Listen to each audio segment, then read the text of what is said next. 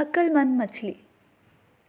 ایک گاؤں میں چھوٹا سا تالاب تھا جس میں بہت سی مچھلیاں رہتی تھیں۔ ایک مچھلی جس کا رنگ نیلا تھا، اس کی وجہ سے اس کا نام نیلی مچھلی پڑ گیا تھا۔ نیلی مچھلی بہت عقل مند تھی۔ وہ جو کوئی بھی کام کرتی بہت سوچ سمجھ کر کرتی۔ ایک دن اس تالاب کے پاس 2 مچھیرے آئے اور مچھیرے نے کہا، آؤ دیکھو تو کتنی ساری مچھلیاں ہیں، کل ہم آئیں گے اور ان سب مچھلیوں کو پکڑ کر لے جائیں گے۔ یہ بات نیلی مچھلی نے سن لی اور وہ جا کر دوسری مچھلیوں کو سلانے لگی۔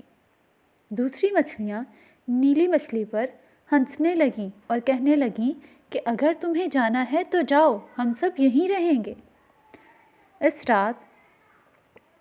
اسی رات عقل مند مچھلی تالاب چھوڑ کر چھوٹی جھیل کے ذریعے ندی میں چلی گئی۔